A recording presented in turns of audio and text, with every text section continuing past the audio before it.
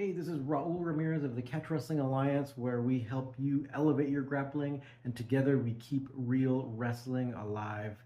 Thank you very much for joining me.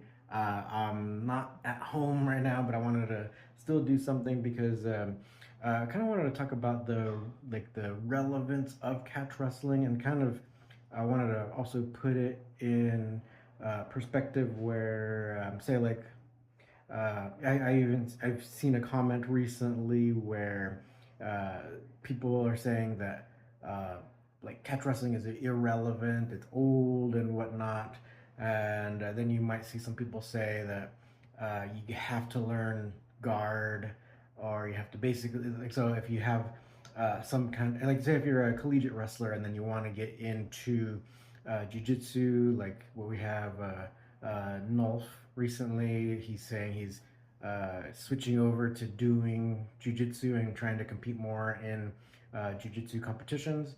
And he said something about like how he is getting used to or trying to learn guard and whatnot.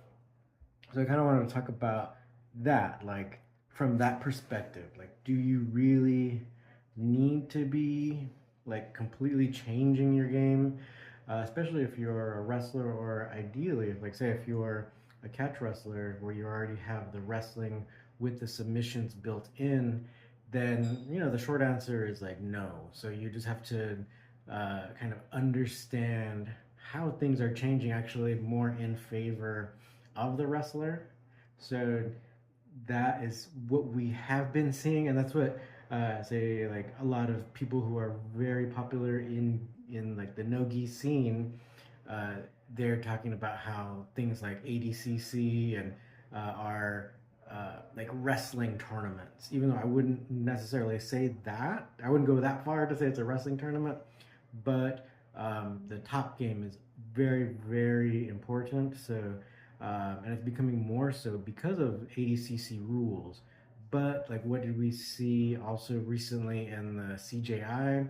You saw a lot of people with that top game winning, and this has been a thing that's like, even if you do jiu-jitsu tournaments that have a lot of points, then the points ultimately still like favor the person on top, right? You get all these points for mount, the different mounts, passing guard, all these different takedowns and whatnot. So it usually benefits the person that has more of that top down approach.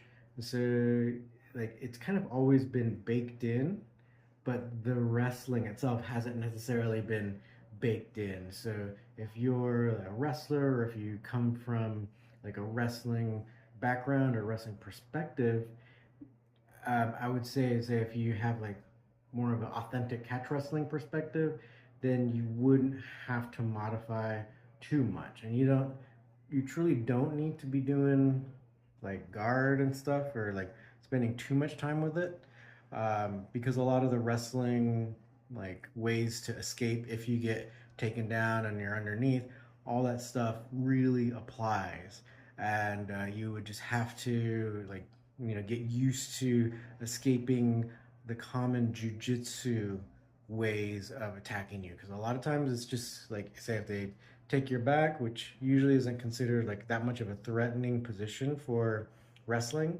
So if they take your back, you have to actually use a lot of your wrestling fundamentals to escape. It's not like it's a new position for you, and quite often the person who comes from a jiu-jitsu background, they're going to be doing the same thing. They're going to be putting you into seatbelt, and then they're going to try to get that rear naked choke, right? So there's really not going to be much variation to it. Like recently, I think they're calling it a thunder lock, which is like a shoulder lock that you get from the half Nelson. So I mean, it's been in wrestling for like the longest time. So it's not necessarily a huge difference, and it's still very rare. So it's like something where it's like, when it happened in a match, like people were like, "Oh my god, what is that?"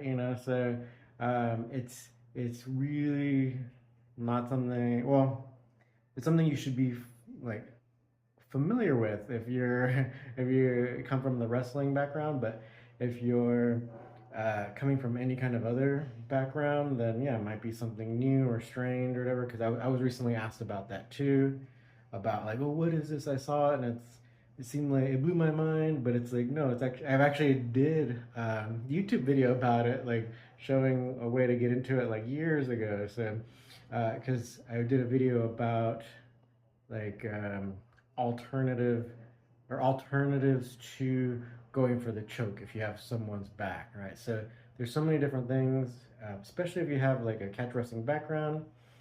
And even an amateur wrestling background, you should be familiar of like on ways and techniques to get someone off of your back and how to get out from underneath. So you don't necessarily have to play guard. And like, you mean you if you I'm not gonna tell anyone no, but I say like if you feel like you want to like learn to play guard or whatever, go for it or whatever. But I guess my main message is that it's not vital, right? And I think there was some recent statistics about like the CJI and all that, where it's just like really people with the top game were winning. Also, you had like someone like say like in Daisy Fresh, we had Michael Pixley in competing in ADCC, so a guy who's like a purple belt beating jiu-jitsu black belts that were really famous, people he should have lost to. He beat them using wrestling. He used the three-quarter Nelson. He basically like it was like a few different times when they would try to take him down, they try to shoot in, and then he'd sprawl a little bit, set up his three-quarter Nelson, and he shifted from the three-quarter to the Darce, and he got that submission like on two people in a row, I believe.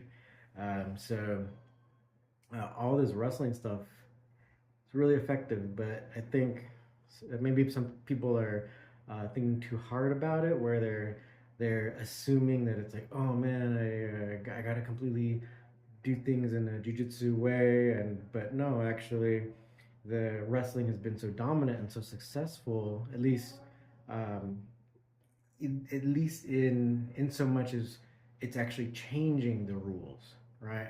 And also say entities like ADCC, where it's like it's in the rules set where if they take you down and you go to turtle, they don't get points. So these things have, or you can think like maybe wrestling has evolved jujitsu and almost like not the other way around. But that's kind of another problem, and at least in my perspective, from the catch wrestling perspective, where it'd be great to see more catch wrestling, or say it'd be great if you see like collegiate wrestlers go into learning catch wrestling as opposed to just doing jujitsu. Like that would be fantastic. But yeah, so we kind of have to set up the infrastructure. We got to set everything, like we got to get everything going and kind of regular, where it becomes similar to jujitsu in that way, where it's like they have tournaments all the time, they have gyms everywhere and all that. So catch wrestling might not be exactly like that, because there's definitely um, like say people who are doing authentic catch wrestling, a lot of times they don't necessarily care about how many people they teach or that they train. They just want high quality people that they like doing it, right? So you get a few of these different things where you might not see catch wrestling just like explode out everywhere, like at every street corner, but you probably will.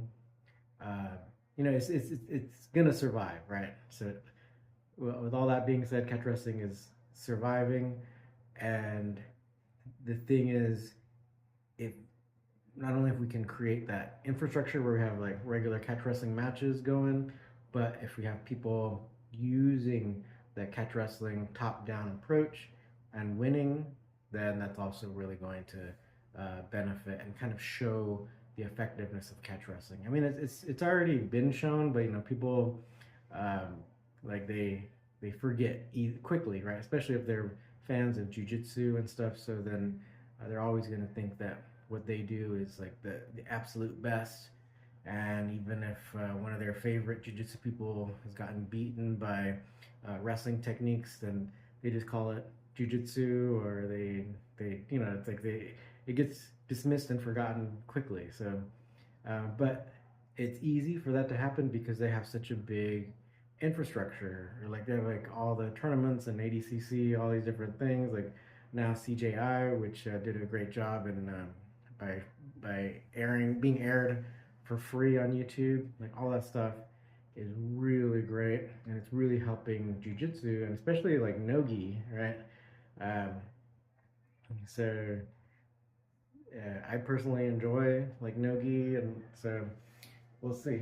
Hopefully we get some more people competing in these different no-gi competitions. Hopefully we get some more submission-only competitions, and yeah, just keep the ball rolling. So I think it's probably something that we can think about. Also, if you have any questions or comments, just let me know.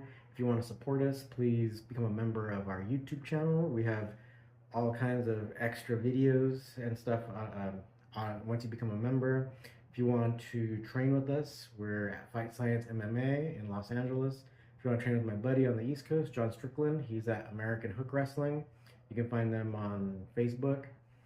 Also, we have one-off courses on our website, catchwrestlingalliance.com. We also have our academy, so if you want to join our academy, that's also at catchwrestlingalliance.com. So let me know what you think. Definitely want to see more people competing in all kinds of ways. It's like, I know a lot of people, or at least it seems like the majority of tournaments, especially jiu-jitsu tournaments, are point tournaments. But maybe go challenge yourself even in a point tournament, because getting experience in the tournaments helps you later on, because kind of going back to the psychological aspect, it's if you want to compete, especially at the higher levels, you kind of not only have to do like the gym workout, or it's like you're training with your partners and all that stuff, but it's almost like there's a different athlete. The gym athlete is one person, and then the competition athlete is another person, and they both need to get trained. So what I mean by them being different is that quite often, like the nerves can get to you in a competition setting, right? So that means that you kind of have to be competing, or at least have a few, to just compete. And every time you compete, you get a little more comfortable performing in competition. So so even if it's like a point competition, if that's all that you have around you, go for it. See what you can get. But the main thing, if you win or lose, the experience and the ability to kind of like react when you need to react, that is what is the most valuable thing. And that's really what you learn from tournaments, because a lot of people can do very well training in their own gym, but you feel comfortable there. You don't feel all these people watching you. You don't feel this type of pressure that's different in competition. So go compete. Even it doesn't matter, even if it's a point tournament, right? So I'd say go ahead and try, and then these are all the steps that are like required for not only you to become a better athlete or competitor, but for catch wrestling to become more known or respected, and its effectiveness to be shown. So think about it. Let me know if you have any questions or comments. Totally here. I want to hear from you, and then we can continue the conversation next time. All right. So we're here to help elevate your grappling, and so together we can keep real wrestling alive. Thank you very much.